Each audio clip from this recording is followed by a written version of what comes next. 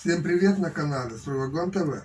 Сегодня мы с вами поговорим о том, как можно сделать быстрее и дешевле камин и как улучшить его функциональные возможности в качестве обогревательного прибора.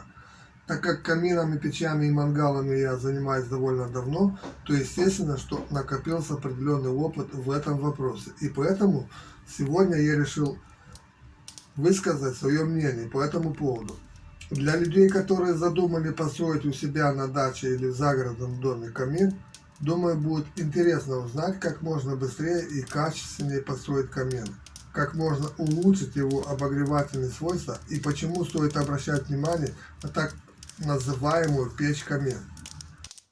Как вы все знаете, камин служит не только для отопления, но и для украшения жилища. Существенно уменьшить затраты на строительство камина можно, если построить его своими руками из облицовочного кирпича под расшивку швов или из обыкновенного кирпича, но с дополнительной отделкой облицовочными материалами.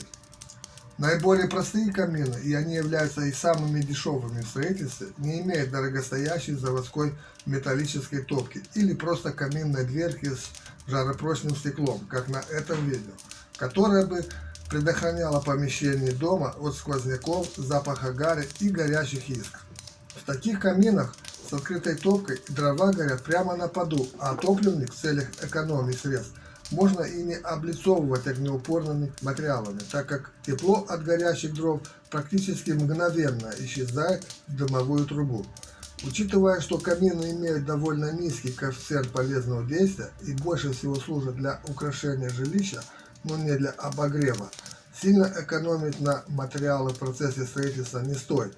Часть ваших сбережений, как принято в таком деле, уйдет на покупку дорогих облицовочных материалов, как, например, на каминную топку и каминную фурнитуру. Но, на мой взгляд, они того стоят.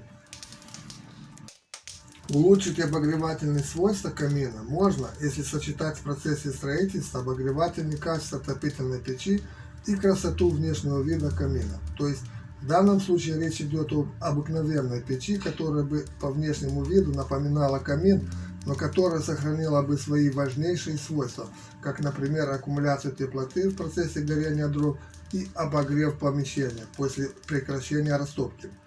Перед вами самая обыкновенная печь-камин, которую можно облицевать, как и камин, самыми разнообразными облицовочными материалами или сделать из кирпича под расшивку швов. Такая печь-камин больше всего подошла бы, на мой взгляд, городским жителям, которые имеют дачные домики за городом и которые в них не живут постоянно, а приезжают на выходные или на короткое время. Помещение с такой печкой можно длительное время не отапливать, а при разжигании огня в топке печь сразу начинает отдавать тепло в помещение через стеклянную дверку, и через которую можно было бы созерцать потрескивание горящих дров в топливнике печи.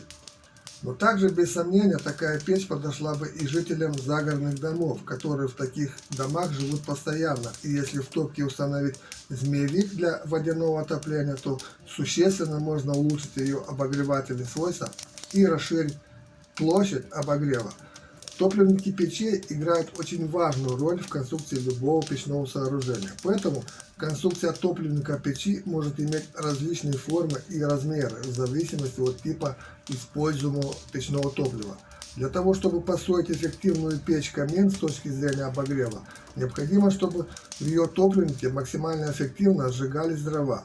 О том, как правильно построить топливник для сжигания дров в печах камина, мы с вами более подробно поговорим во второй части этого видео.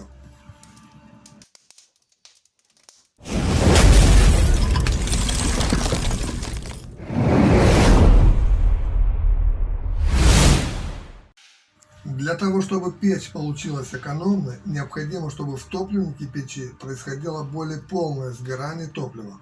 Печное топливо наиболее эффективно сжигается в печах, адаптированных под определенный вид печного топлива. Так как для печах каминных дрова больше всего подходит в качестве печного топлива, то рассмотрим далее конструкцию топливника печи, максимально адаптированного для сжигания дров. Высота топливника для дров, считая от уровня колосниковой решетки, должна быть от 80 см до 1 метра. При недостаточной высоте топливника горение дров протекает плохо, а летучие вещества не успевают сгореть полностью и в значительном количестве заполняет газоход, где вследствие небольших температур процесс горения прекращается. Это приводит к тому, что несгоревшие частицы забиваются временным дымоход, вследствие чего стенки печи плохо нагреваются и ухудшается тяга. Но самое главное состоит в том, что такая печь с такой топкой является неэкономичной и неэффективной с точки зрения аккумуляции теплоты. Топливник для дров строится с таким расчетом, что если в топку закидывать слой дров, имеющий высоту, скажем, 30 см, то для более полного сгорания требуется свободная высота не менее 50 см. Топливник для дров можно и нужно облицовать жаропрочными материалами, но не обязательно. На этом все. Всем спасибо за внимание. Жду, как всегда, ваших комментов под этим видео. Хочу напомнить вам, что более подробную информацию вы найдете на страницах сайта strойvagon.ru. Тем, кто смотрит наш канал впервые, просим оформить подписку на новые обновления нашего канала. Думаю, что очень скоро встретимся опять в новом выпуске. Ставим лайки, комментируем это видео, распространяем это видео и оформляем подписку.